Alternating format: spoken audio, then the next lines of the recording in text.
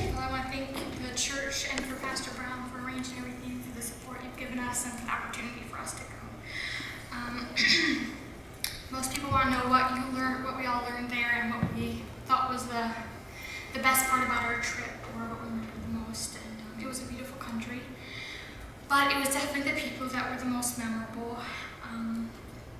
The things that I will remember the most are the people, their generosity and their love, and their servant-like spirit. The people in the church, they gave so much to be wonderful hosts to us and to make sure we were comfortable and everything.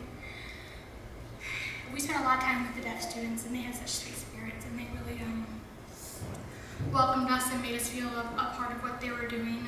And the Woodleys, who were such a sweet people. I'm so glad I got the chance to get to know them. The things I brought away from this was I was challenged. I was challenged to give more sacrificially to missions. It's so easy to make a commitment and to give what you know you can give, what you can't live without. But I was challenged to give more sacrificially, to give what I know I can't supply, what God can supply through me. They are content with very little. The Woodleys, they don't live like we do here. They don't have air conditioning in their whole house. We were shuttled around through volunteers from the church. They had one vehicle, but we had a lot of people working with us to get us everywhere. And a lot of people gave their time, which could have been used elsewhere.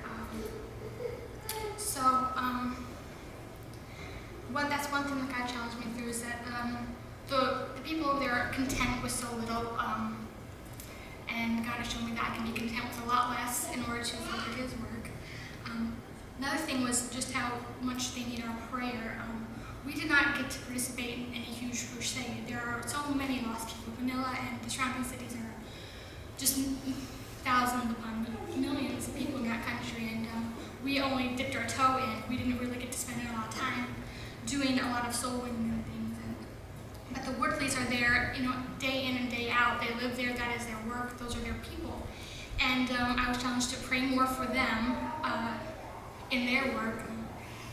It was inspiring because the Bible says that in Luke 14 that people have to forsake their families, their mother, father, sister, brother, their homes, and follow Jesus Christ alone. And that's what the Woodleys do. And I was just really burdened for them, and to pray more for them, and not only to give, but to pray more. And that's what I took away from this trip. I learned how to be more of a help to our missionaries, and that's what I will remember most from this trip.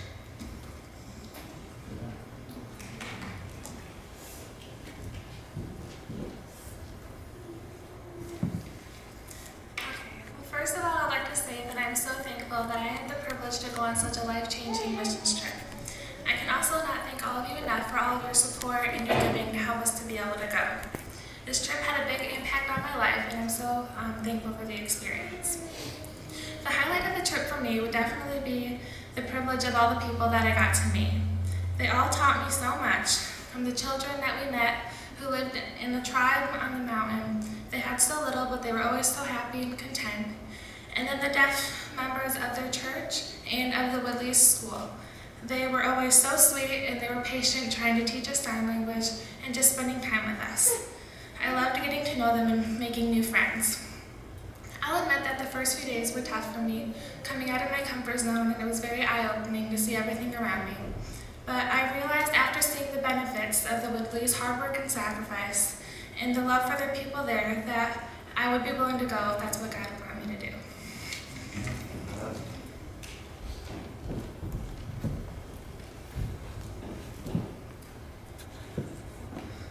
I'm very thankful for the opportunity I had to go on this trip. There was a lot of things I learned from this trip, but one of the most important things I learned was we got to go and see some of the indigenous people up on the mountain. Realizing what you have, and that it's a blessing from God. Everyone doesn't live like we do. There are so many things that we have, so many luxuries that we take for granted that not everyone has. They're really just happy with what they have. They're happy with a roof over their head and very little food or water or clothes, but I just realized that I need to be more thankful for what I have, and realize that God has given me and has blessed me with many things. and I just thank him for it.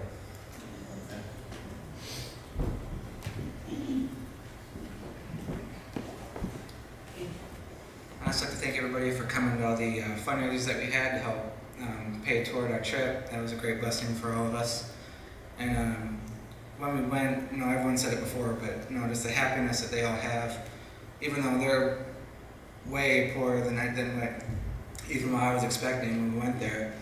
They're just the happiest people you would see. I mean, they have sign names, and all their sign names have to do with their smile or something to do with the happiness that they have. So they have it all the time, even when we're not there with them. So it's just nice to see that even in hard times or bad circumstances, you can still be happy and serving the Lord or doing whatever, even just going out soul winning.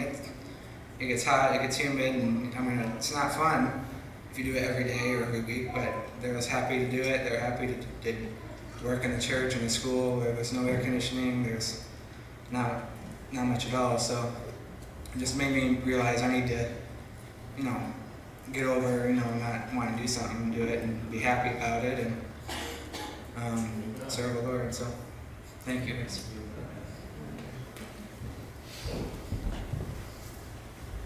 We're going to show the video here, and but there is, in part of the video, you'll notice it's kind of broken up into the different ministry outreaches that we had the opportunity to do throughout the time that we were there. And then at the end of the video is a message from the Woodleys, and you have to bear in mind that we did this with an iPhone and oscillating fans that I didn't really think about at the moment because they felt really nice. But every now and then you hear, oh, oh. So that's just the fan blowing across as I was trying to stay in front of it and still video them. But if you listen, you'll be able to hear what they have to say. And Miss Woodley, we really missed when we were at the deaf school. She made a statement, and we videoed and took some, we waded through almost 1,500 pictures just between three of us. The three of us took for this video, and probably 20-something video segments that we took while we were there. And the one time we weren't videoing was when Miss Woodley was giving we didn't even realize she was going to be doing it at the deaf school when we were there for their presentation. And she made this statement that they had 19 churches drop their support. When the recession hit in Michigan, they had 19 churches in Michigan just drop them, not lower their support, not say, well, we're going to stop and go every month, but just drop them and never pick them back up. Now, if you calculate that just by the standards of what we give, that's a lot of money to a missionary monthly that they depend on to do all the ministries that they do, paying for the different things. And so that really, Brother Tom and I, we talked quite a bit about that. And she doesn't mention that in the testimony that she gives at the end of the video. But you think about that. The monies that we give directly affect what they're able to do on the mission field. And so just think about that. And then also, as most of the young people spoke to, what they took away from this trip was the amount of sacrifice that these people put into us being there. We thought and we were going to go there and be a blessing to them. But when we came away, it really spoke to my heart. And I know each one of the young people mentioned it while we were there. The national church that we were able to be in, the New and Living Way Baptist Church, the pastor there, Pastor Manson, he's right about 60 years old, I think.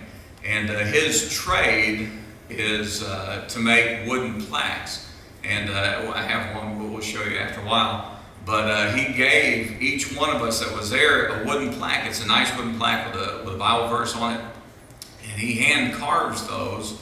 And I asked him how long it took for him to make one of those plaques, and he said, well, usually it takes me about a day. He goes, if I rush.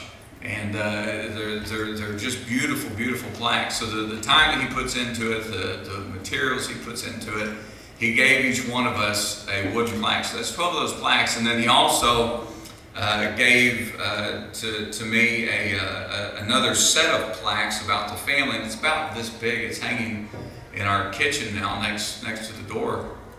And I don't even know how long it took him to make that one, but I estimated from what he told me that he sells those for at the time. He spent almost 3 weeks and a month's wages to give us a gift. It blew my mind that a man that we don't even know would want to be that much of a blessing to us. And we were the Americans going in thinking, hey, we're going to come in here and be a blessing to them. And yet, they taught us about sacrifice. It reminds me of the story of Jesus sitting and watching the treasury as they were putting their tithes in. And the men would come by and drop the bags of gold. And then the widow with her 2 mites. And he says she gave all. And they literally give all. They were talking about the deaf kids there, and they really don't have anything. And we asked the Woodleys what we could do to be a blessing. And they said, well, they make things. And you'll notice, I think my girls have some little purses, and a lot of the girls have little things that they make, keychains, things like that. And they said, if you'll buy those, that'll give them money to pay for, their schooling, or pay for clothes, pay for stuff like that. And so our kids went in there, and they, they had spending money. They went in, they bought that stuff. And the next day, they came back with gifts for our kids that they had taken that money and bought. We were trying to be a blessing to them, and they took that and were a blessing to us. Their willingness to serve and to sacrifice, it is truly something that I've never seen in all the churches that I've been in. That they would be willing to give literally everything that they have to be a blessing to us. And so as you watch this video, it doesn't capture that by far. But just bear in mind that these are people who by our standards have absolutely nothing. And yet by their standards they have everything that they need. And they're content. As Paul said, I'm learned in whatsoever state I am therewith to be content. And they have learned to be content with where God has put them and what God has given them. And that was something I took away. Was, as Erica said today, what I consider sacrifice doesn't touch what sacrifice really is. So we're going to show the video, and Brother Lewis is going to get that up, and there's audio to it. There'll be some sound, and Brother Tom's going to turn these lights off for me. So it's about 20